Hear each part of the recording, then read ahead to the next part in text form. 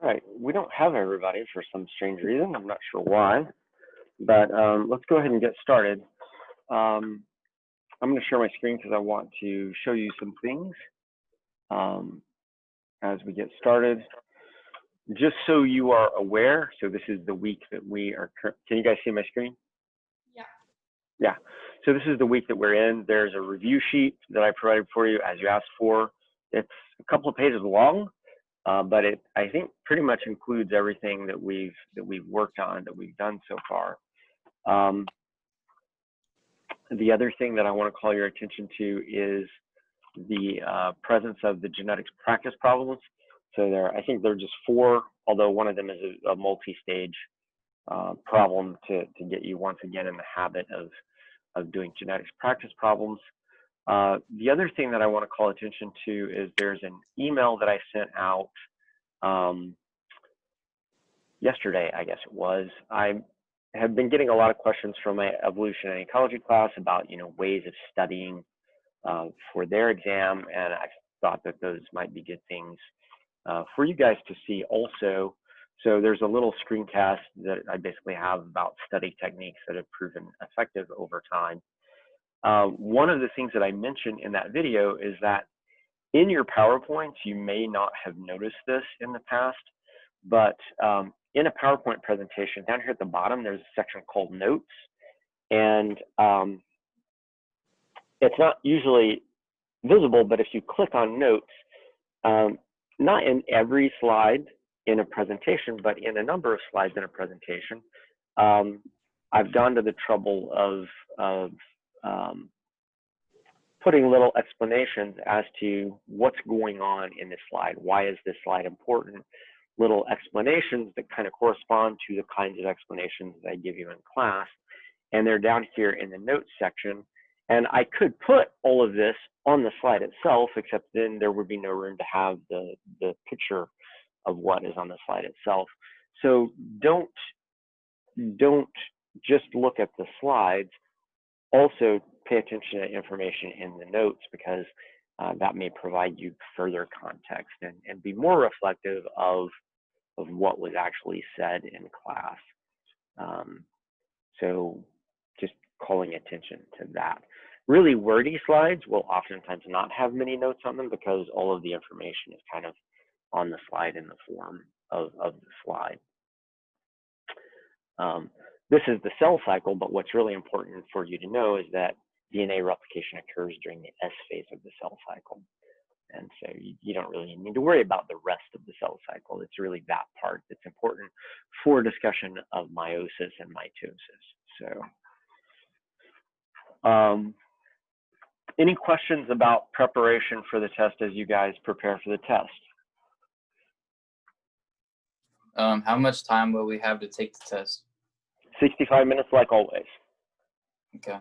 And then do we just make a copy of it and like write on it with our pencil, or how does that work? Yeah, so I'm going to post it as a PDF and as a Word file.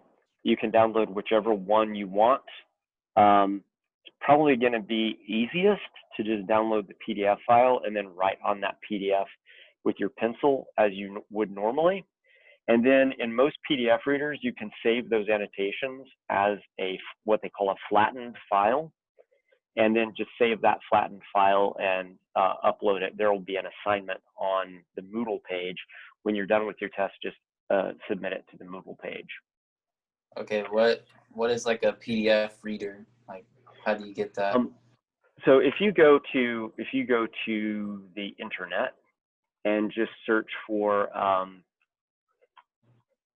PDF annotation, and of course always do this with free programs. Find yourself a free annotator that allows you to write on PDFs and then save that annotation as a flat file. I use iAnnotate, which is a program that was out when we first were given iPads, which seems like it was about a decade ago. And so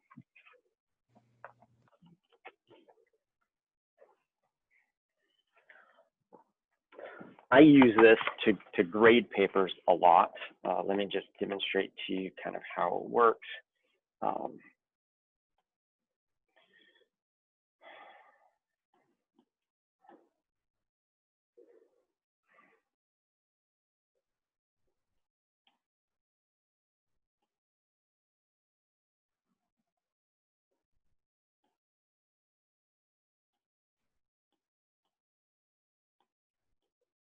so here's a homework assignment that um, is from my other class, and you can see here that the student has written in. Well, I can't actually do things because I can't really see. You can see that a student has just written in their answers in the space provided for them, just like they would if this was a paper handout, which is what it normally is during a normal semester. And then you can see right below that, I've added my annotations to their answers to clarify things for them or whatever. And then at the end of all of this, I can go to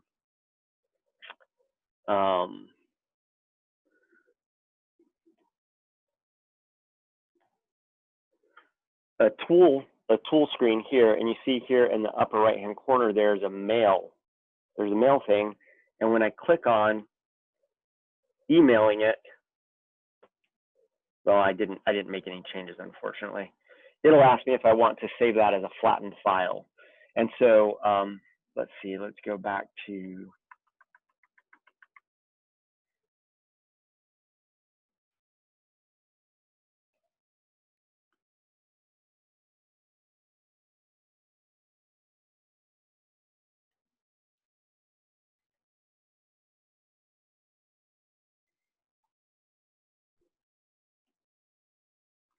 oh yeah.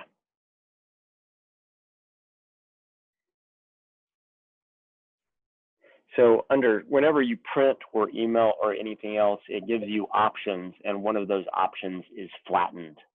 And so when you flatten a PDF, what it basically does is it saves the original PDF and then whatever kind of annotations you have put on that PDF, those are then all saved and can't be altered. They can be written over, but they're part of an integral part of the PDF at that point. And then I would have your answers just as if you had written them down on a sheet of paper, except that you've just written them down digitally on an iPad.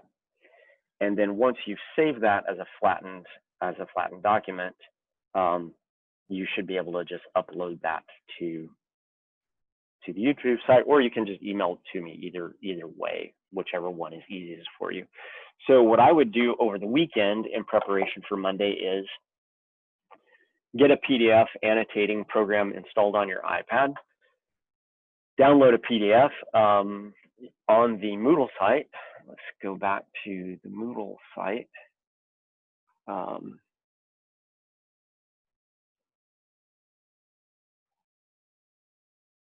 Is there a certain like program you recommend that we download, like a specific one? No, just find one, preferably that's free. When I first started using iAnnotate back in 2010, it was free. Now I think it's like $10, but it's very good at what it does.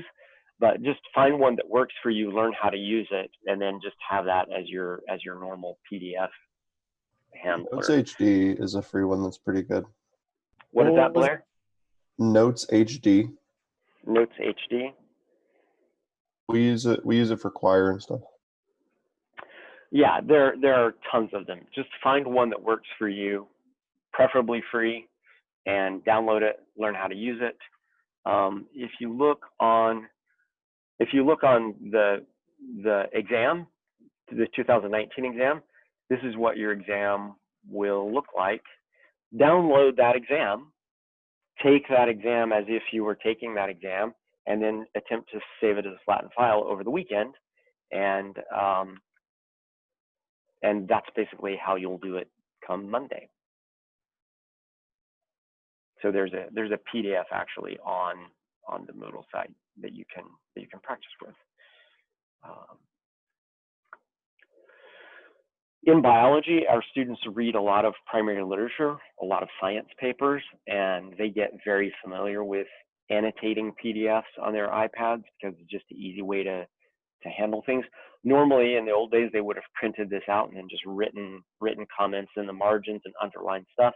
But you can do all of that on a PDF and then save that file and save all of those notes that you made on the file in that way. So yeah, other questions?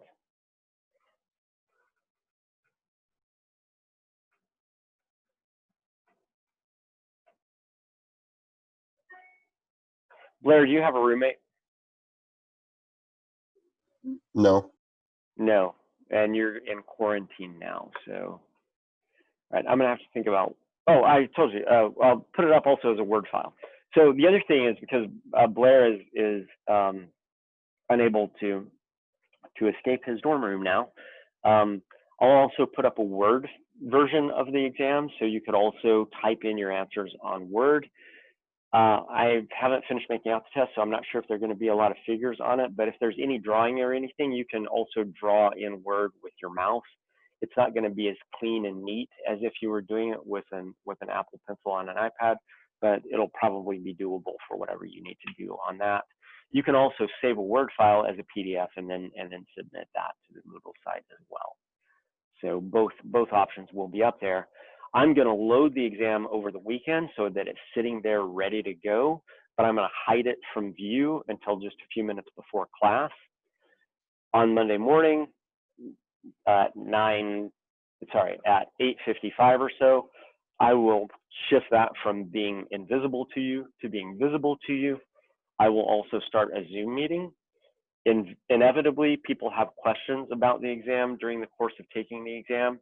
We could handle those questions via email or text or something else, but I oftentimes, in the past, I found that cumbersome to be emailing back and forth during an exam.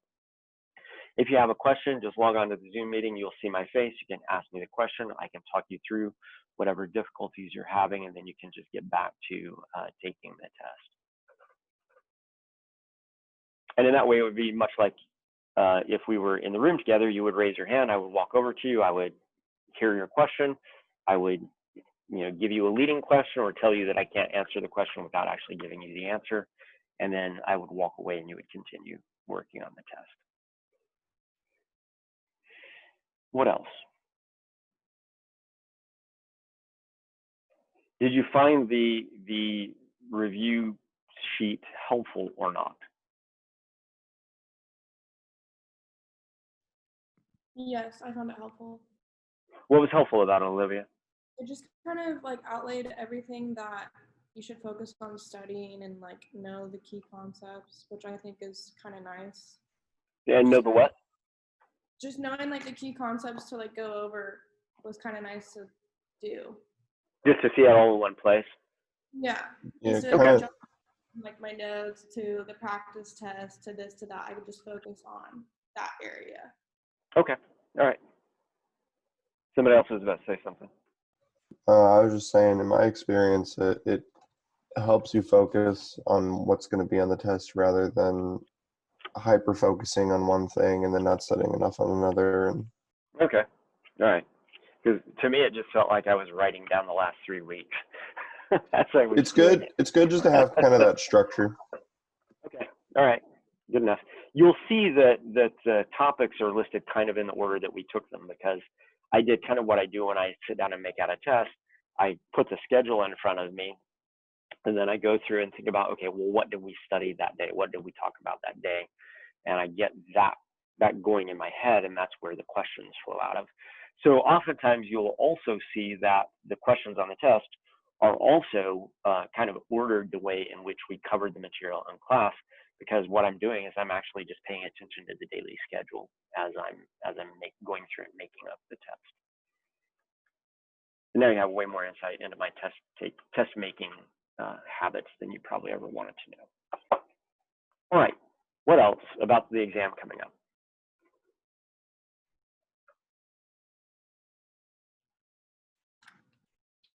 All right, then let's try and get through the rest of this material. Whatever we finish today, that will be what is on the test on Monday. And so just note where we end up, and that'll be that. I want to go back to the dihybrid cross just to kind of make sure that you have this conceptual gap between regular Mendelian genetics on these isolated either or traits, like round seeds or wrinkle seeds, yellow seeds versus green seeds, and make the bridge the gap between that and quantitative genetics, which is what we're talking about now.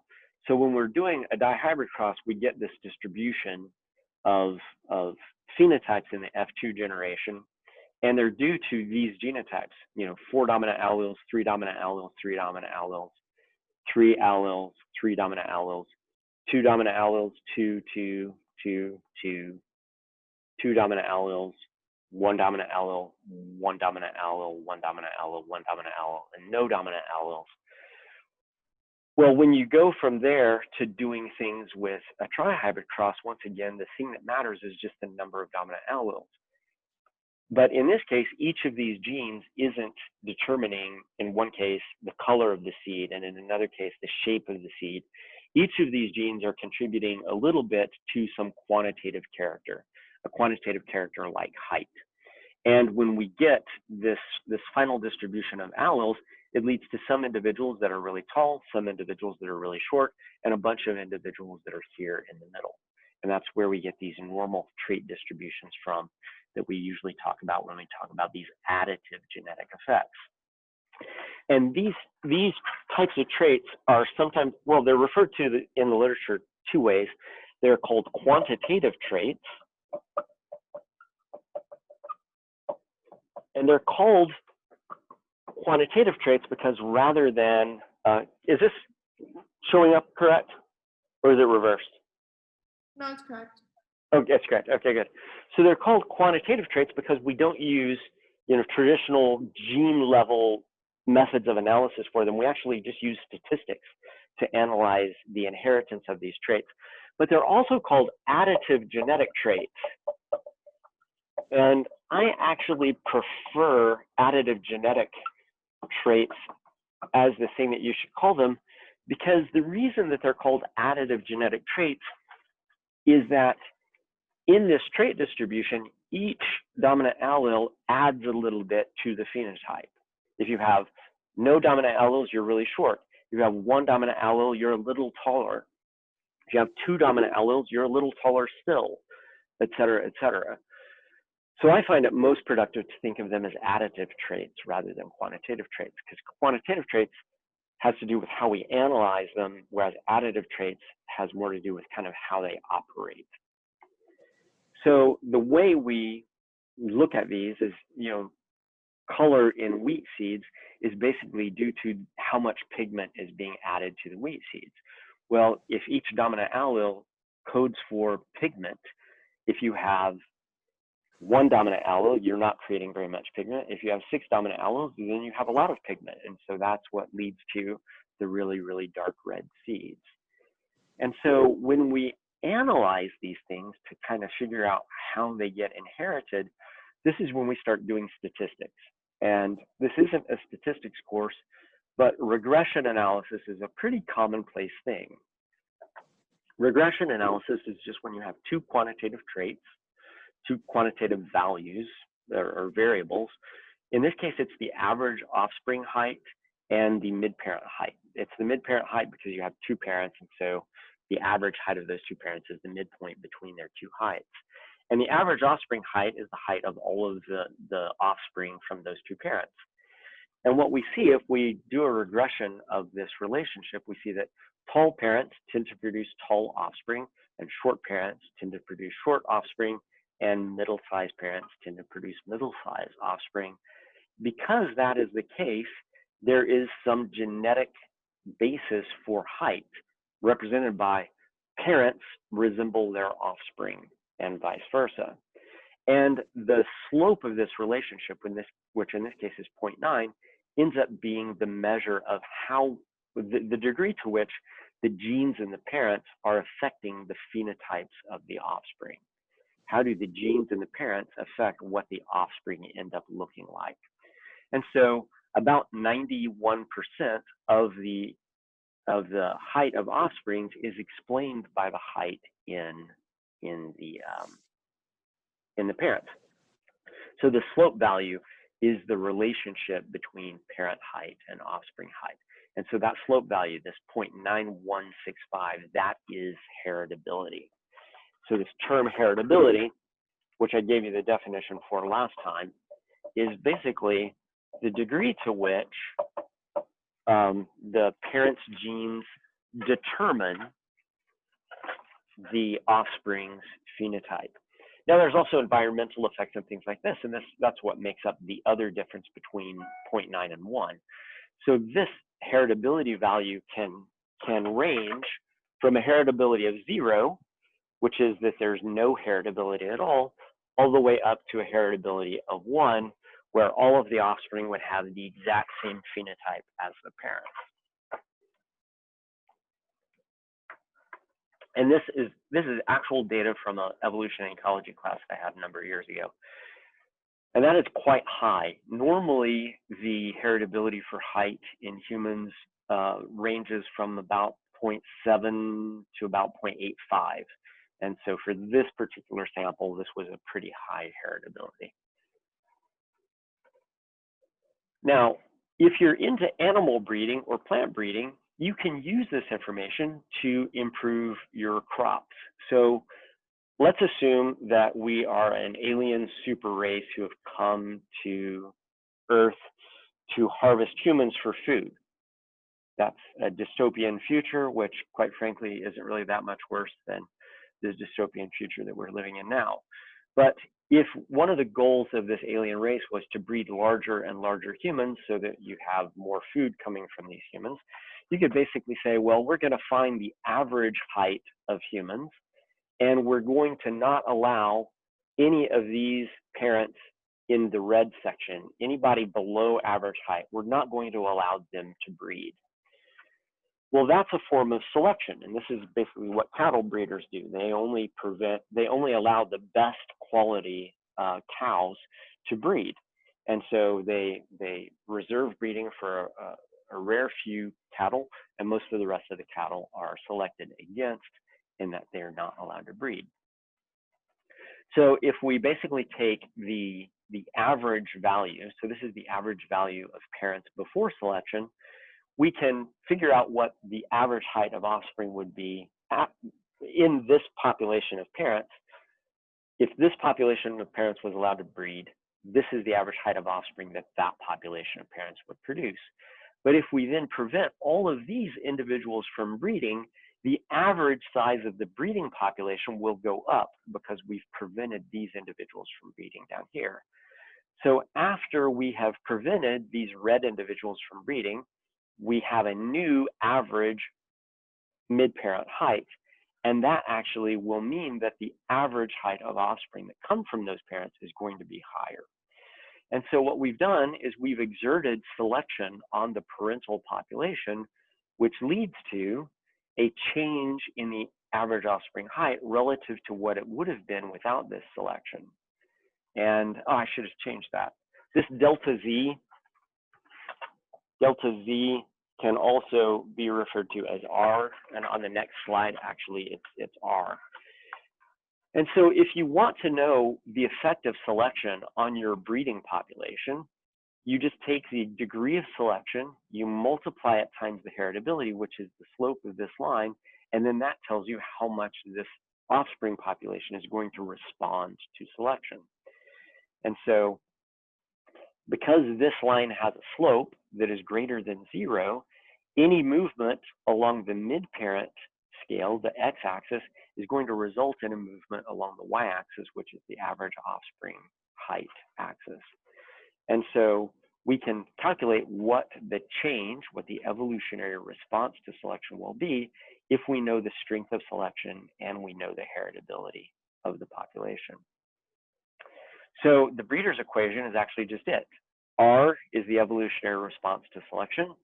H squared is the symbol that we use for heritability, and S is the strength of selection.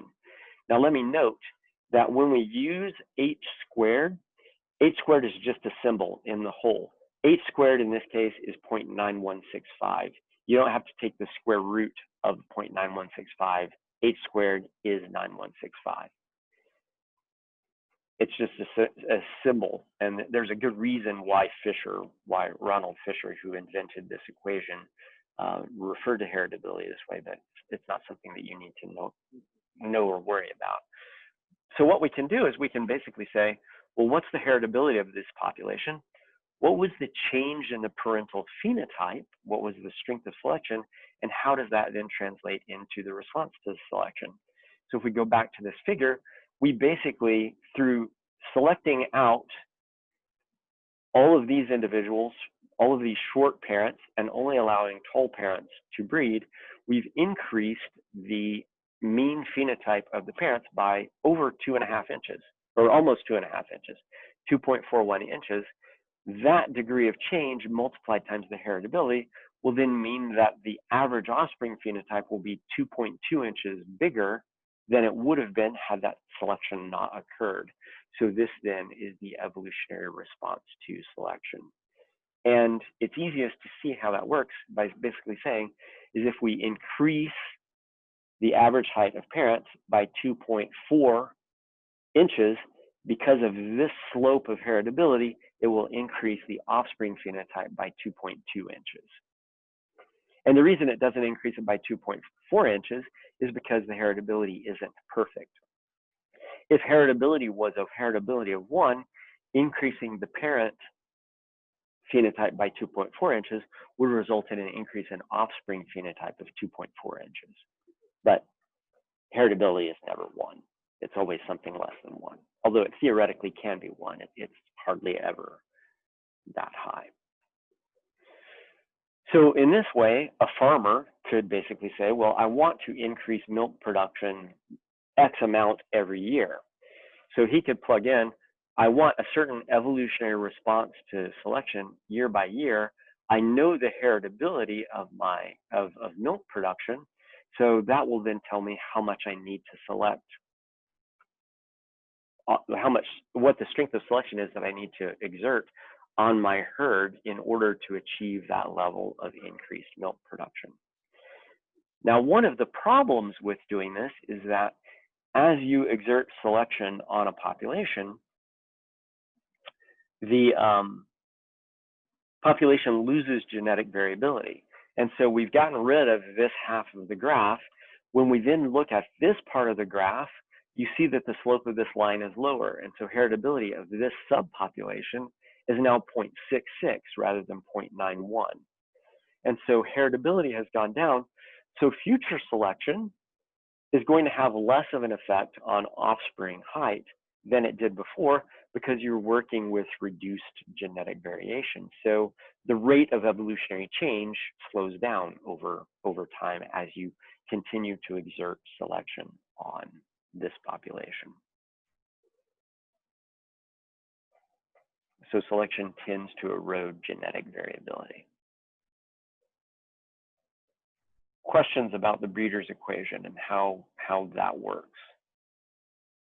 How do you find the slope?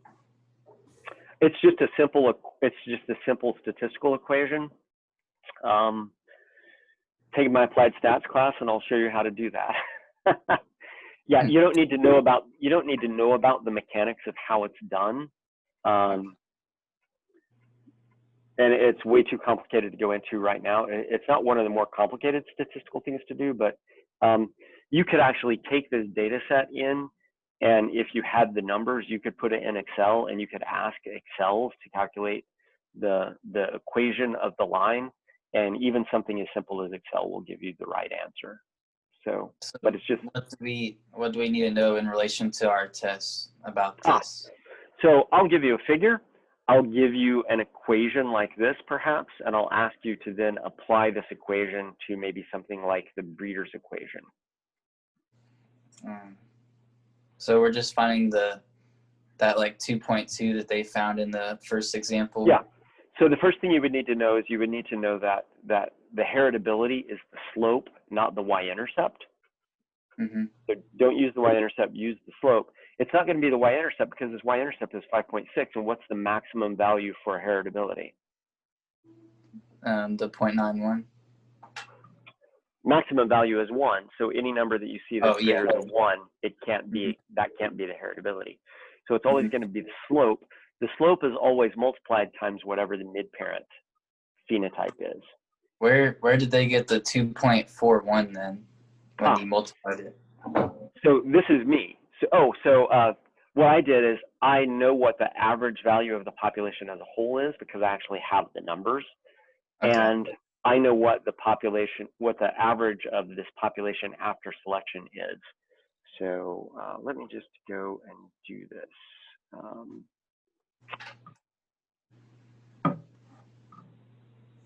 Oh, you guys are covering my screen.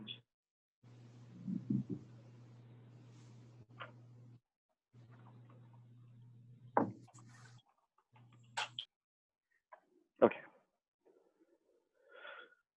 Somewhere. So I did this in R, but you could do this anywhere else. So there's just an Excel file that I have, which you can see right here, and that's for the big parent offspring regression. Let's go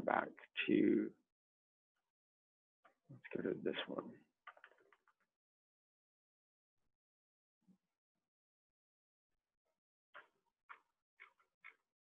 Nerds.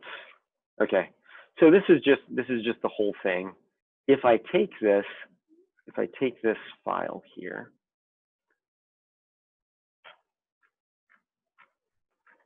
and I can order it, so I can do a data sort.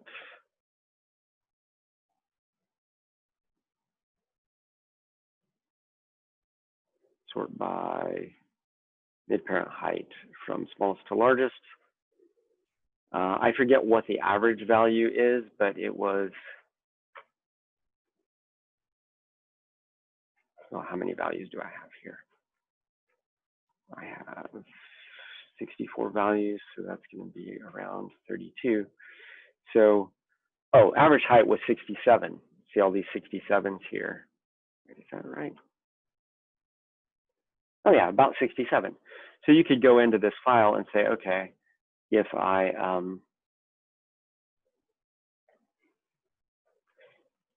I take the average value of this entire column,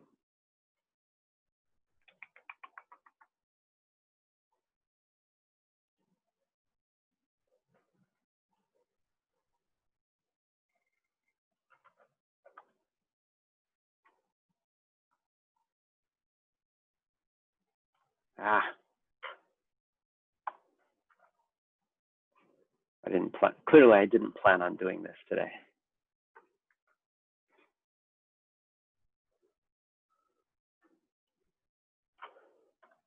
So that average is 67.42. So that's the average. So if we selected against everybody below 67.42, we would only be left with these individuals above 67.42. And so we can basically do another average equals average of those individuals from the tallest individual down to 67.5.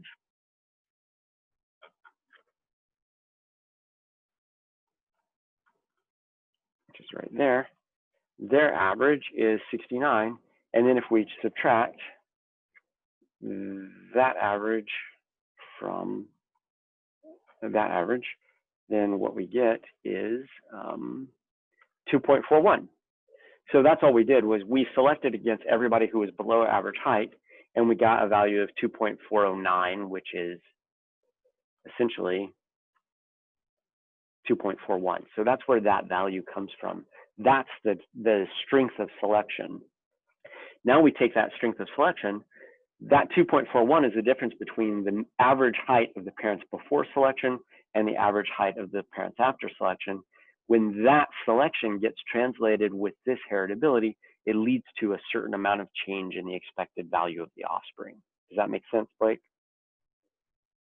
Yeah, so basically on your test, you'll give us the difference, and then we'll just have to use the equation.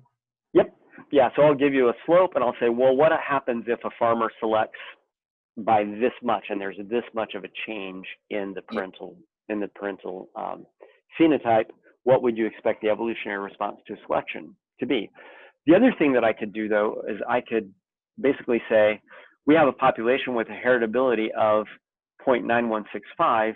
The evolutionary response to selection after one generation of selective breeding was this. Calculate what the strength of selection was. And so in this case, you know what the response to selection is, which is 2.209. You know what the heritability is, which is 0.9165, and you're being asked to figure out how strong the selection was that was exerted on that. So you would just divide this through, and then that would leave you with the strength of selection on one side. As a matter of fact, one of the ways in which biologists measure the strength of selection is they will take a population, and rather than doing a complicated breeding design where you have to have parents and offspring and all that, they'll basically just take a population, exert a particular level of selection against that population, observe the response to selection, and then divide selection into response, and that will give you the heritability. So this is another way of determining heritability that is different from doing a parent-offspring regression. So you can just exert selection on a population of a certain value. Therefore, all you really need to know about is the phenotype of the parents. Then look at the evolutionary response to selection, and then from that calculate heritability. So you could use this formula in any way to estimate any of these things. As long as you know two of these things, you can figure out the third. Does that make sense? Yeah, and then what's the difference between the top and then the bottom, the average offspring post and the average offspring pre? Oh, you didn't download the updated version of the PowerPoint, so ignore that stuff on the bottom. So you can, okay. so you could also, so another way of calculating it would be to look at average offspring things, but we wouldn't normally do that in practice. So the newer version of the PowerPoint has that stuff removed because I thought that would just be confusing to you. Yeah. Okay. So download the updated version. There's a little note in the description on Moodle that says basically I updated this version. Okay. Thank you. I think it was before Wednesday's class. So other questions about the breeder's equation?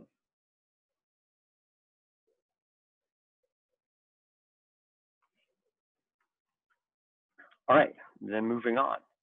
So this happens in natural populations. So a classic textbook example is what happened to Darwin's finches back in 1976, 77, and 78. During 1975, there was an El Nino, which brought a lot of rain to the Galapagos Islands, and so population sizes got really, really big. But then it was followed right after that with a drought. During the drought, seed abundance went way down. As seed abundance went way down, the sizes of seeds changed a lot. All of the small and medium-sized seeds got eaten, and the only seeds that were left were big, hard seeds. And the evolutionary response to selection caused by a lack of abundance of seeds and the seeds changing, the pool of seeds that were left changing in terms of their hardness, is that over time, the overall size of beak finches the finches' beaks went way up compared to what they were before. And if you look at the same species over time, you can see that beak size has fluctuated a lot. This section in here is this big increase in beak size as a result of the drought. But then after the drought went away, beak size went kind of back to normal. So evolution occurs in natural settings, and it all occurs due to the heritability of beak size. So these red dots represent the correlation between offspring bill depth and mid-parent bill depth in 1976. And you'll notice that there are some small beaked finches, there are large beaked finches, and there are a bunch of intermediate beaked finches. But this is the line that represents the heritability of it. The heritability hasn't changed very much in 1978. But when you look at the blue dots, which are the 1978 dots, there are no dots down in this area anymore because presumably if you were of a certain bill size that was small, you couldn't find food because the only food that was around was big hard seeds. You couldn't crack those seeds open. And as a result, you died off. And so selection pushed the average phenotype of parents from this value to this value, from 9.5 to 9.9, almost 10. And the result of that was that average offspring beak size went from a little below 9 to like 9.8 or something like that. The other thing you notice in this chart, in this plot, is that there are just a couple of, there are just 1, 2, 3, 4 parents that are at these highest sizes in terms of bill depth. But in this next generation, in the 1978 generation, there's 1, 2, 3, 4, 5, 6 of them up here. And so this whole distribution has shifted away from birds with small bills to a population of birds with bigger bills. And so natural selection acts in natural populations, and you can analyze it in the ways that I just showed you about earlier, looking at things like this, and then seeing pre-selection versus post-selection distributions of phenotypes. But we can also do this in artificial populations, things like corn and cattle and things like this. So when we think about selection, there are 3 different kinds of selection that we can think about. Directional selection occurs when we select against the extremes of the distribution. We either select against short individuals or we select against tall individuals. Those individuals either die or don't get to reproduce. What happens as a result of that is the average phenotype shifts over time, and also the distribution becomes narrower. This gets at this decrease in genetic variation. So directional selection leads to a shift in the mean and a decrease in variation. So let's just put this on the board.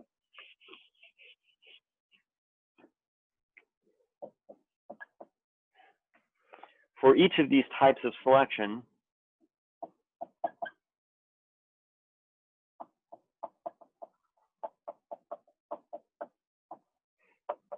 the first one here is directional selection. We can ask what happens to the mean of the trait value, and we can ask what happens to the variance of the trait. In this case, the mean shifts, and it can either shift positively or negatively, it doesn't really matter, but the variance decreases, the variance goes down. And it's because you've gotten rid of all of the genes that caused short phenotypes. You've only left the alleles that caused tall phenotypes, so overall variation has gone down. In stabilizing selection, you select against both extremes at the same time. So you would select against both short individuals and tall individuals. So stabilizing selection, what would you expect to happen to the average phenotype over time?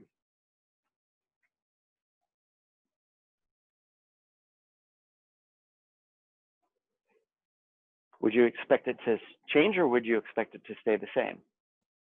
Stay the same. It would stay the same, so there's no shift. What would you expect to happen to variance?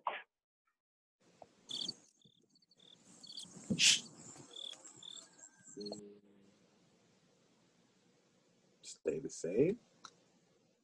Well, you're getting rid of the extreme phenotypes and you're only leaving the average phenotype. So what is it going to do to that distribution? Going to leave it the same? Is it going to make it wider? Or is it going to make it narrower? Make it narrower. It's going to make it narrower. So variation, once again, also decreases. And so you have a population, it hasn't shifted, but you've gotten rid of the tails, the short tail and the tall tail. Those parts of the distribution are gone, so the post-selection phenotype has a narrower amount of variation.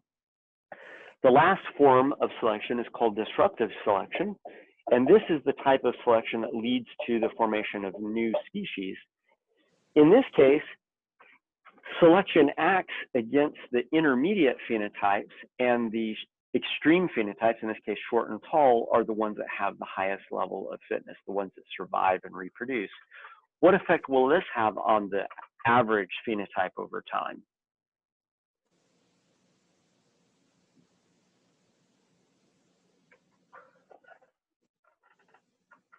Go down. Is it going to go down because you're taking individuals out of the population in the middle, but it's symmetrical?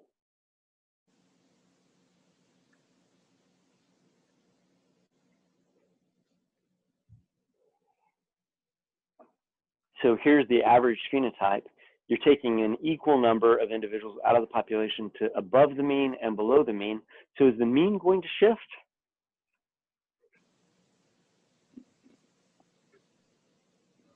It shouldn't. Nope, there will be no shift, assuming that it's absolutely symmetrical. But what's going to happen to the variation in this case?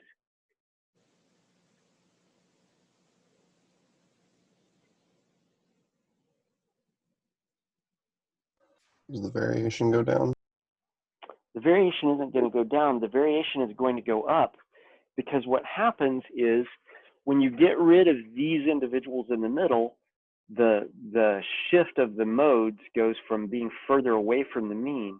So even if the shortest individuals are still as short as they were before, and the tallest individuals are still as tall as they were before, the bulk of the distribution is spread out away from the mean. And so in this case, the variation actually increases over time. And so you can characterize each of these forms of selection by what is the effect on the average value of the phenotype from generation to generation, and what's the effect on the amount of variation in the population. And so even though the absolute values of the shortest and the tallest individuals haven't changed, the distribution of individuals within this overall population has changed. They've shifted outward, which then increases the amount of variation.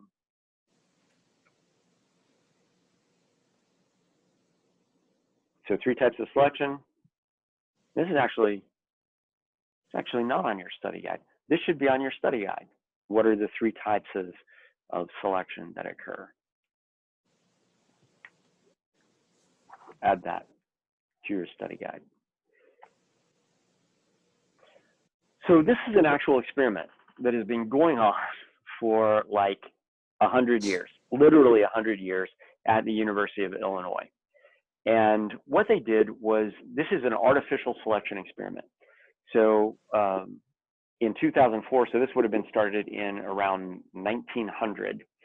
In 1900, these professors at the University of Illinois planted some fields of corn. And each year, they selected a portion of that corn crop to either have higher oil concentration or lower oil concentration. So we get vegetable oil by basically taking the embryo of a corn plant and squeezing the oil out of it. And so the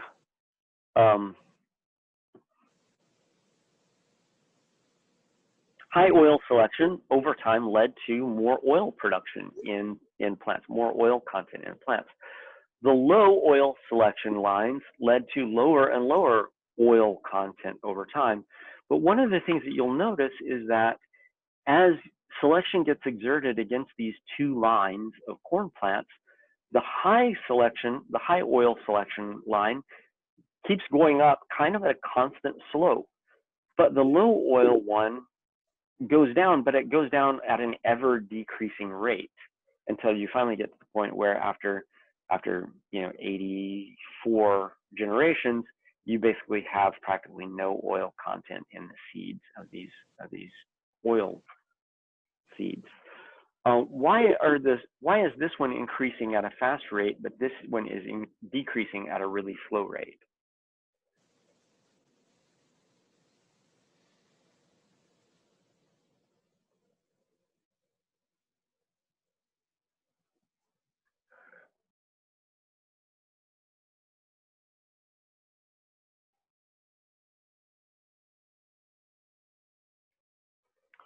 What happens as we exert selection on a population?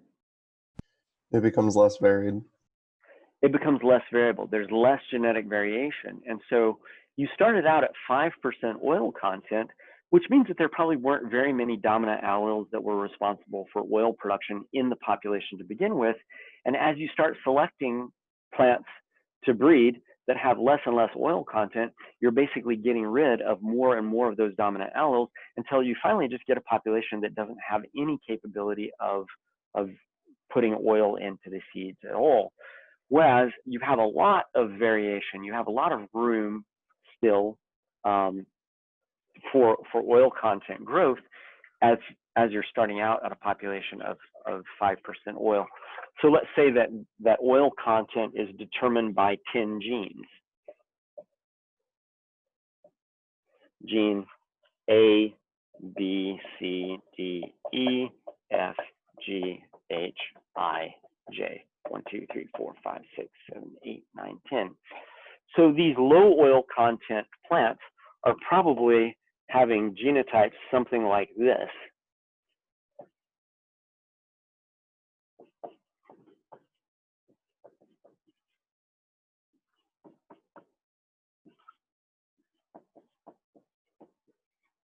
Very few dominant alleles. So if you select for lower and lower oil production, you're just getting rid of these few dominant alleles so that you're left with no variation. Everybody is just homozygous recessive for all of these different genes that are controlling oil content. But if we want to select for more and more oil content, there's a lot of room to add dominant alleles to this suite of genes that controls oil content. And so you can exert selection on that population for a much longer period of time before you start exhausting genetic variation that's in the population for that.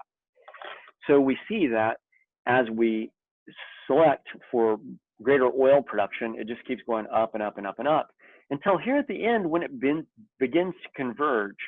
So at about 50 generations, they took this high oil production line and started selecting for low oil production. And you see that when they started selecting for low oil production, it went down really quickly.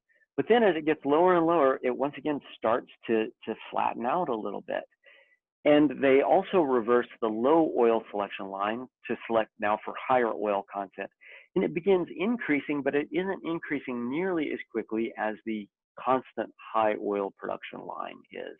And once again, that's because you're starting with lower overall genetic diversity. Here at, I guess that's about generation 55, they reversed selection again so that they took from this line that had been high selected, then was low selected, then is selecting for high oil content again. As soon as they turn around selection, that thing starts creeping back up again. But as it does, it begins to become kind of at the same level of oil content as the constant high selection lines, which probably means that at around 20 to 25% oil content, you've gotten to the upper end of oil concentration in these seeds. So you can exert selection artificially on plant and animal populations to achieve changes in the phenotype. If you are a person who's growing corn for oil production rather than to get the carbohydrates out of the corn, you can do this, but of course it has limits. There comes a point where there's just no genetic variation for oil content. And so this is just a practical application of this equation. How much selection are you willing to exert? How much heritability is in that population? That determines the evolutionary response to selection. You can select all you want, but if there's no heritability, then you're going to get a small response. You can have a lot of heritability, but if there's no selection, then you're going to get no response. And so here you see in the corn data,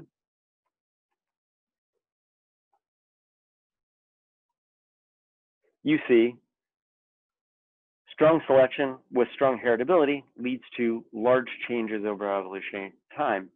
Strong selection with low heritability results in relatively small changes in phenotype over evolutionary time. And it doesn't matter whether you're selecting for more oil or selecting for decreased oil concentration.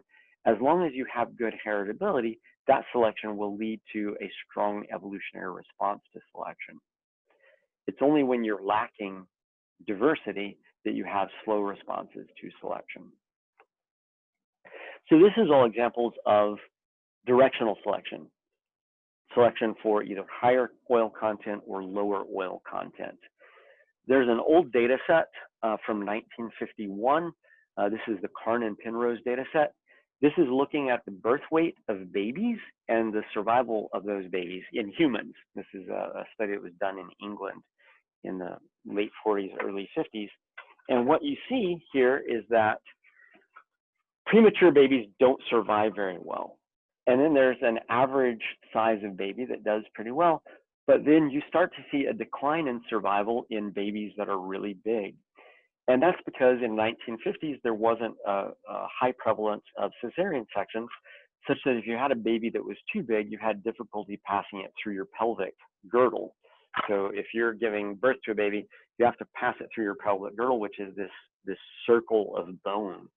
And once you get to a certain size, you find that you lose the baby because it simply won't pass through the birth canal, and oftentimes you also lost the mother at the same time of this.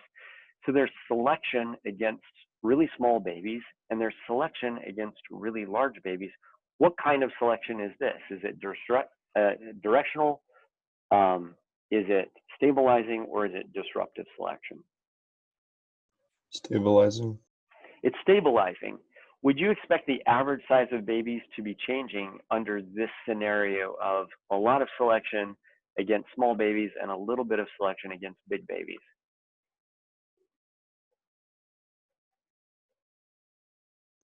No. Would you expect it to change or not? Well, like I'd expect it to level out to where there's an even higher quality of average size. Okay, so normally if we saw stabilizing selection and it was symmetrical on both sides, we would expect the phenotype to not change. But in this case, is the selection symmetrical? No. No, there's stronger selection against little babies, and there's selection against big babies, but it's not nearly as strong. So what we might expect to see is the phenotype of babies increase in size over evolutionary time, but not as quickly as it would if there wasn't selection against these larger babies as well. Since 1951, what's happened with human healthcare and giving birth to babies?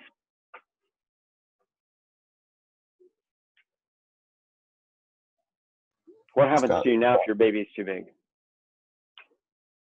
You have a C-section? Yeah, you just get a C-section, so you don't ever have to pass the baby through the pelvis. And so what we've done since 1950s is we've improved the survival rate of preemies, of premature babies, although that's been harder to do. But this selection on this end of the spectrum, on this end of the size distribution of babies, we've probably reduced most of this selection on this side due to the presence of cesarean sections. And so this is one of the reasons that humans are taller than we used to be. Have any of you guys ever been to the East Coast and gone to any of the old historic sites like Valley Forge? Anybody been to Valley Forge? Or any place like that? Jamestown rather. Anyway, go to Valley Forge. They have these old log cabins that date back to the Revolutionary War. And when you walk into the log cabins, I'm 5'7.5".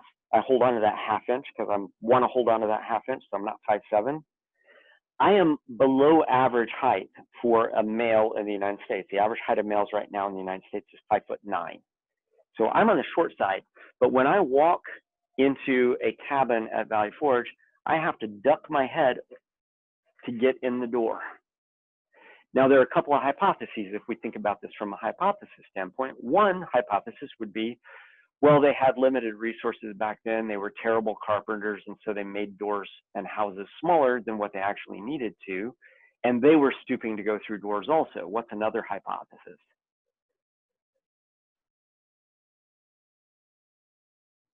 That the average male is shorter. Yeah, another hypothesis is that people were shorter back during revolutionary times, and that actually happens to be the case. And so humans have been undergoing an evolutionary shift in body size. Part of that is nutritional, so it's not heritable, it's just we have better nutrition than they did during the Revolutionary War.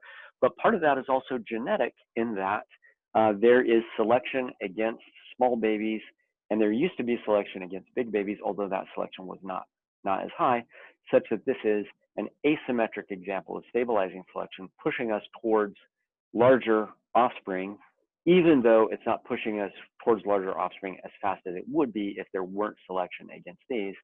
My guess is if anybody wanted to study this, they would find that this selection is largely gone now, and the increase in size is actually occurring at a faster rate now than it used to.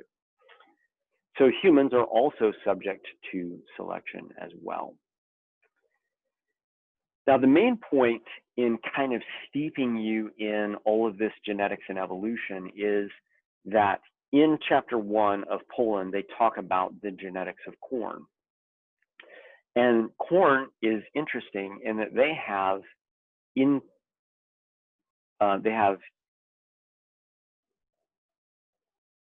do I always mess this up? They have flowers where the male flower is up here and the female flower is down here. So the female flower becomes the corn cob and the male flower is up here. The cool thing about that is if you want to control the breeding of corn plants, you can just cut off the male flowers. Those male flowers don't fertilize the female flowers, and you can take these male flowers and use them to cross with another strain of corn. So what big agricultural companies do is they select a series of inbred lines until they have a particular trait that they're interested in corn having. Maybe it's drought resistance. Maybe there's herbicide resistance. Maybe there's pest resistance. Maybe there's, number of kernels per corn cob. And so what they do is they select a set of lines just for that one trait and get that one trait to the point that it is the best that it can be. It's homozygous for that trait. Then they cross this plant with another plant that has a different trait, and they produce offspring that are hybrid, and they have both of those traits. They do the same thing with these two traits and produce hybrids, but they don't want hybrids that have both of those good traits. They want hybrids with all four of those traits. And so then they cross these hybrids with these hybrids, and you get the good traits from these two crossings. You get the good traits from these two crossings, and you have now a hybrid that has all four traits that you're interested in.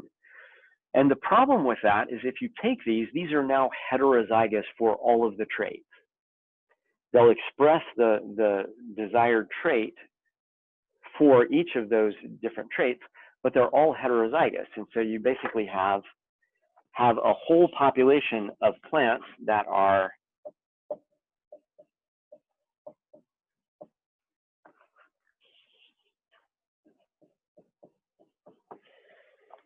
and this is what they sell to farmers. And so farmers buy hybrid seed because this hybrid seed has all of the desirable traits.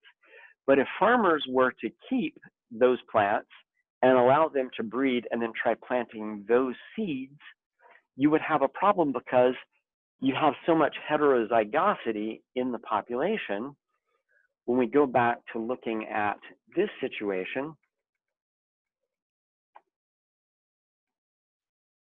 a large proportion, half of your offspring would have reductions in productivity because they would have a bunch of homozygosity in their genotypes rather than having homozygosity for the dominant traits or having heterozygosity. Homozygosity begins to creep in. And so what farmers do is they buy hybrid seed every year. They become beholden to the agricultural companies because agricultural companies have the ability to maintain these inbred lines and produce hybrids that then have all of these desirable traits that farmers want. Farmers themselves can't afford to do this, but Monsanto can. And so then the farmers are kind of sucked into buying this hybrid seed every year because of the complications of that seed now being hybridized, has all this heterozygosity in it, And so they can't really breed it themselves on the farm because they'll actually lose some of these desirable traits because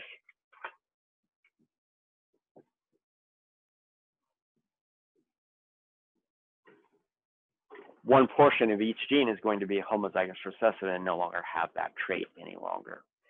That will happen then for trait D, trait B, and trait A, and then you have a much less productive corn crop than you would before. But all of this is essentially how we ended up with pugs from wolves and corn from teosinte, and we'll talk about the evolutionary origins of corn at a later time. And this concludes genetics. Questions?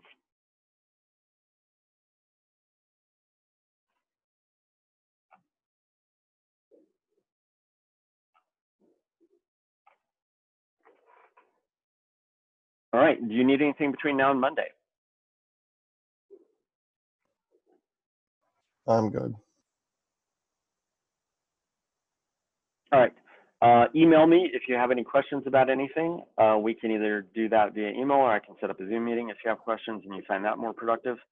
Other than that, study, and I will see you Monday morning. I'll probably send out an email on Sunday just reminding you of testing procedures for Monday. So look for that for me sometime Sunday. Do you email over the weekend? Pardon? Do you email over the weekend? Like Yeah, I'll log on. I'll log on periodically. I'm not going to be hanging out all day on email, but I'll probably check it a couple of times. Sure. Okay. All right. Especially because I know that you're coming up with a test and you probably have some questions. Yeah. Okay. Yeah. Thank you. All right. See you guys on Monday.